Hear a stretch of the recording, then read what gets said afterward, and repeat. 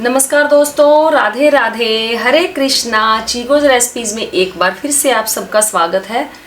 तो आज हम बात करेंगे 8 मार्च महाशिवरात्रि के व्रत के बारे में। तो पूजा पाठ की वीडियो तो आप लोगों को मिल ही चुकी है कि इस दौरान हमें कि शिवरात्रि का क्या महत्व होता है। तो भक्तजनों के लिए, साधकों के लिए महाशिवरात्रि इतनी महत्वपूर्ण क्यों होती है, इन सब के बारे में आपको पिछली वीडियो में देखने को या सुनने को मिल ही चुका है। तो आज बात करेंगे महाशिवरात्रि के व्रत की, क्योंकि सभी को पता ही महाशिवरात्रि का जो ये त्योहार नहीं कहेंगे, हम कहेंगे महाशिवरात्रि का जो उत्सव होता है, इस दिन सभी लोग व्रत उपवास करते हैं। तो जो व्रत उपवास के नियम होते हैं वो कैसे होते हैं, तो इस दौरान हमें क्या क्या खाना चाहिए, कौन कौन किस किस तरीके से व्रत कर सकता है और ये व्रत कब से शुरू हो जाता है। तो जी 8 मार्च की महाशिवरात्रि है, लेकिन जो इसका व्रत है वो 7 मार्च की शाम से ही शुरू हो जाएगा। तो 7 मार्च की शाम को जो भक्तजन व्रत करेंगे उन्हें अन्न का सेवन नहीं करना है, क्योंकि जो महाशिवरात्रि का व्रत है वो फलाहार किया जाता है। इसलिए 7 मार्च की शाम को हम अन्न का सेवन नहीं करेंगे। जो भी भक्तजन व्रत करेगा वो अन्न का सेवन नहीं करेगा, या जो थोड़े से बीमार लोग हैं या जो शारीरिक रूप से अस्वस्थ हैं वो दूध और फल का सेवन कर सकते हैं, लेकिन अन्न का सेवन तो उन्हें भी नहीं करना है।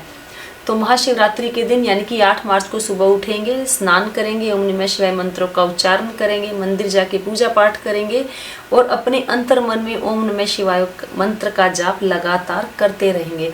फिर वो करेंगे अपने उपवास या जो भी व्रत कर रहे हैं उसका संकल्प लेंगे। कि संकल्प हमने लेना है भगवान शिव के मंदिर में, जब आप उनको जल अर्पित कर रहे होंगे तो उसी दौरान हमने अपने व्रत का संकल्प लेना है कि हमने अपना जो व्रत है किस तरीके से करना है। अगर आपने व्रत पूरा निराहार रहकर करना है, या आपने अपना व्रत खाकर करना है, या पूरा लिक्विड डाइट से करना है, जिस तरीके से भी आपने व्रत करना है आप उसी तरीके का व्रत संकल्प ले लें।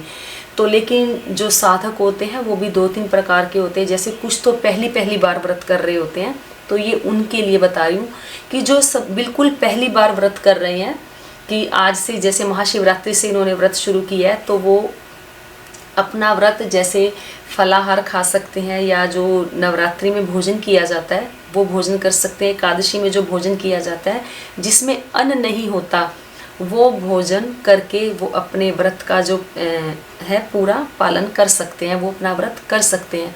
फिर आ जाते हैं दूसरे तरीके के, जो मतलब कि व्रत करते रहते हैं, कभी व्रत कर लिया कभी नहीं किया, या कि यूँ कह दें कि जो हफ्ते में 1 आध बार व्रत करते रहते हैं।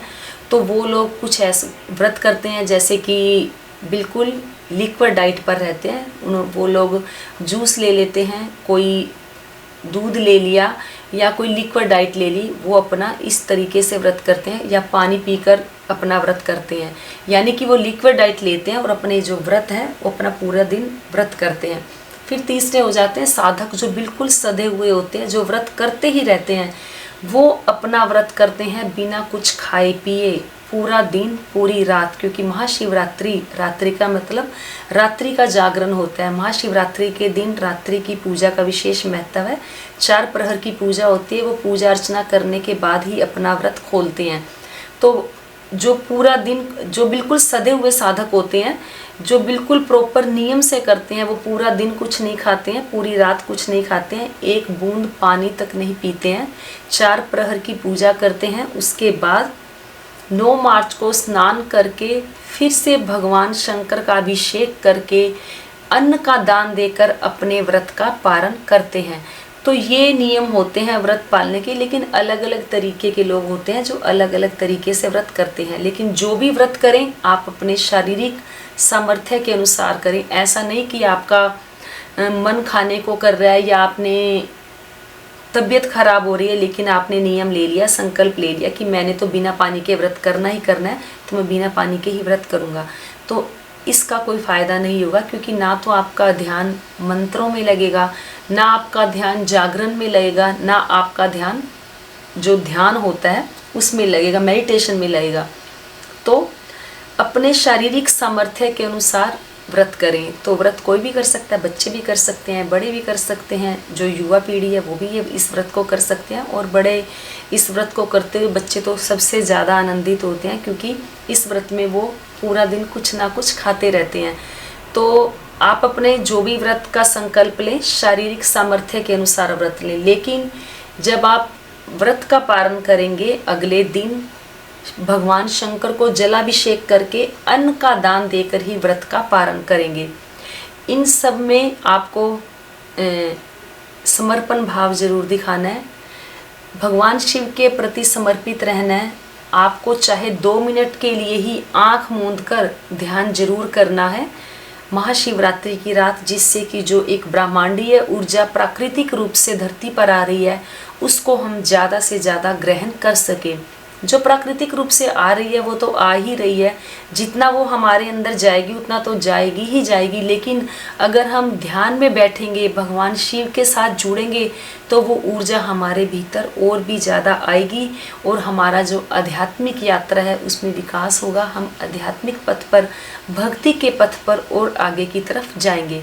तो ये थी आज की छोटी सी वीडियो कि हम महाशिवरात्रि के व्रत में कौन कौन कैसे व्रत कर सकता है, कैसे क्या खाना चाहिए, ये मैंने आपको बताई है कि अन्न का सेवन नहीं करना चाहिए, फलाहार रहकर ही भगवान शिव का जो ये व्रत है करना चाहिए। वैसे तो अगर कोई भी व्रत करो तो अपने शारीरिक सामर्थ्य के अनुसार करो, कम खाकर करो, क्योंकि ज़्यादा खाने से आलस्य बढ़ता है। तो ये थी आज की वीडियो, उम्मीद करती हूँ आपको जरूर पसंद आई होगी। तो आज के लिए इतना ही, फिर मिलते हैं। धन्यवाद। हरे कृष्णा।